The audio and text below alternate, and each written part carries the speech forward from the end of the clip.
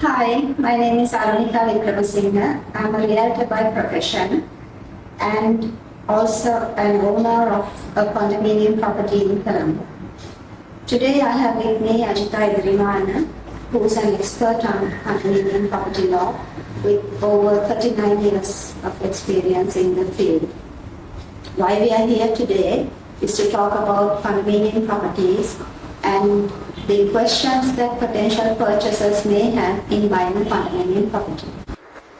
Ajita, my first question to you is, I'm sure you also get all these questions, and as a realtor, I get asked all these questions all the time.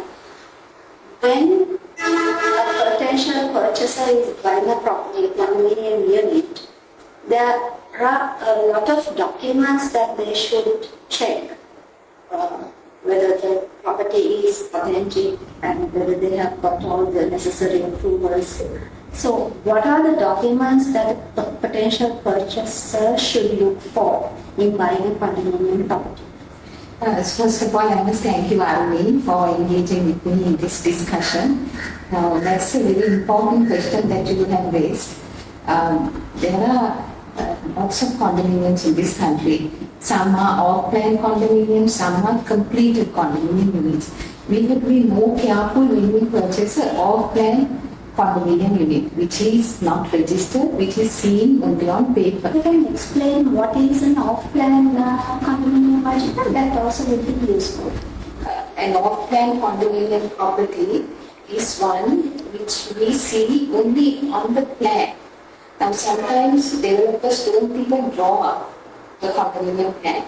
They would have only the survey plan and they offer to the prospective purchaser a sketch of the unit. So it is not even a registered provisional condominium plan. So the risk when you buy an off-plan unit is more than when you buy a completed condominium unit. And so now going back to your question about the documents that one should check. Firstly, in the case of an off-plan condominium unit, you have to be sure that the title of the property is clear. That is, I'm talking about the developer or the owner of the land.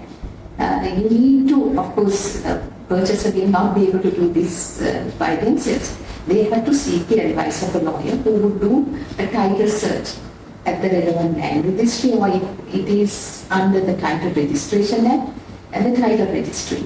So the encumbrances would be, are there any mortgages, are there any creditors, or are there any previous sales agreements registered on the same unit? And there is no separate folio for the unit. All these things will be recorded on the mainland. Now that is the first priority, checking the title. Then of course one should ask the developer whether the developer has got the Pradesh Sabha or the municipality documents. Those are the street land certificate, building land certificate, ownership certificate, have the documents being purchased. Then the other most important document is whether the developer has got the development permit for this project. Most often developers have only a preliminary planning clearance, that is called the PPC. In that, the Urban Development Authority or the Municipal Council lists all the clearances which the developer ought to get. It's only a kind of a document which gives direction to the developer. Now, if the project is in the ocean, for example, the developer should have obtained a coast conservation clearance document. There is limitation from the vegetation line, beyond from the vegetation line up to which location the building should be constructed.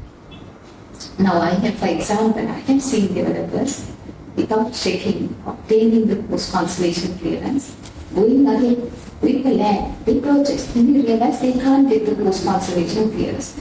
Now what happens to a prospective purchaser who has deposited money with the developer if the project is not going to take place, or if it takes place, but ultimately the COC will not be given to the purchaser. So very important, the developer should have the building permit.